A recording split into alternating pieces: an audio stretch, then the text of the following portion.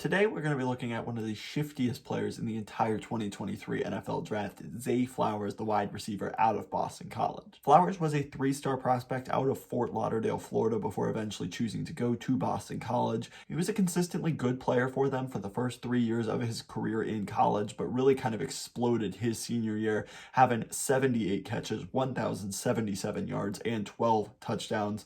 Overall, in a weak wide receiver class this year, Flowers has a chance to be a true dynamic weapon and somebody that can really upgrade the wide receiver cores for these teams that are desperate to upgrade an increasingly important position in the NFL. Even though he is a rather small player, he does have a great chance to make a big impact in the NFL. Some of the things that Zay Flowers does really well start with his agility and his route running. He has great short area quickness and agility, which makes him very, very good when snapping routes off. He can manipulate defenders very well with head fakes, with a quick flip of the hips, and great footwork as well. He's very good at getting defensive backs turned around, not knowing where he's going to go next. He can really kind of show one thing and then snap back the other way, and it's very impressive, especially on deep routes like posts and corner routes. He's shown that he can be really dynamic on those types of routes where he'll show one thing, flip his hips one direction, and quickly snap it back off the other way. He's very dynamic at all three levels of the field. He wins regularly in the short and intermediate areas, but he is also very good when it comes to deep balls as well. Very good at tracking the deep ball. He shows late hands. He's very good at kind of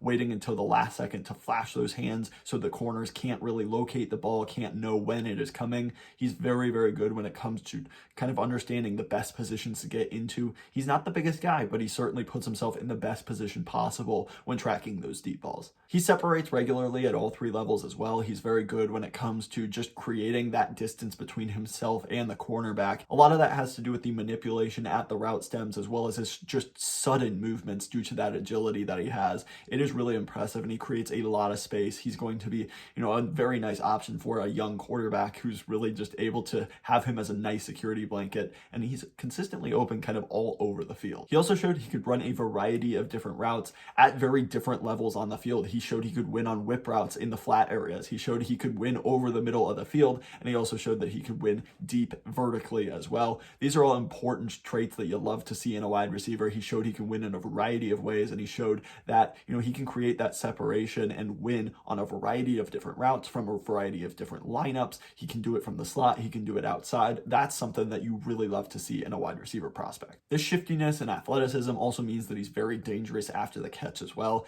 He can make defenders look absolutely silly as he just plants that foot, turns around, goes upfield very quickly. It's just in an instant he can just hit the brakes and go another direction. It's very awesome to see, and it makes him very dangerous. Now, I will say he's not the most powerful after the catch either. His limited frame doesn't really make him super dynamic. Once he does get hit, he usually does go down on first contact, but he's very good at making defenders miss, and he's very dangerous in the open field. He is somebody that I think could be very useful on manufactured touches early on in the NFL. I do think that's going to be perhaps where he really kind of makes his money in year one while he's learning to develop into the full, NFL system within an offense. I think at the beginning of his career, he can really win by just being a dynamic playmaker with the ball in his hands. Very good on jet sweeps, on design screens, just quick touches that really put the ball in his hands quickly and let him make a play. Now, all this shiftiness is fantastic, but there are some major cons to talk about when it comes to Zay Flowers' game. The first up, the fact that he's 5'9", 182 pounds.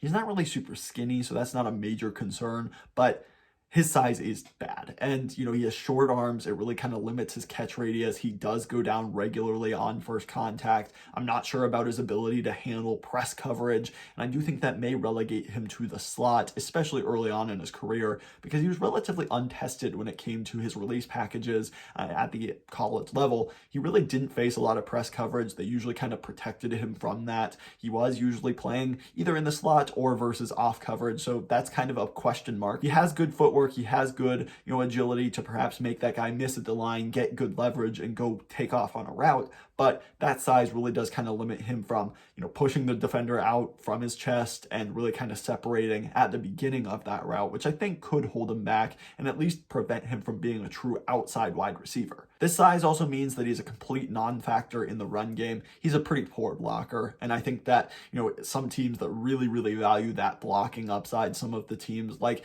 the Shanahan systems of the world with all of that outside zone, he might not be a great fit for him because he's just not going to be a good blocker. And, I think you can use him on motions, you can use him kind of to distract the defense, create confusion. But as far as just lining up one-on-one versus a corner, he just doesn't have the size to handle that. And so, you just kind of got to know the kind of player that he's going to be at the NFL level. He's not going to be somebody that can go block, a corner for you one-on-one reliably. Another issue that he does have with his film as well, those short arms really kind of do limit his catch radius, and he had a lot of drops in 2022. He had 9 total drops and a pretty high drop percentage as well. Just something that you would like to see cleaned up a little bit for him. He's a good player, and once he gets the ball in his hands, he's very dynamic. But the number one rule of playing wide receiver is you have to catch the ball, and he just needs to do that a little bit more consistently. I do think that is always probably going to be a little bit more of a problem, just because he does have shorter arms, he does have smaller hands. So that just means that it might not be as natural for him to catch a football.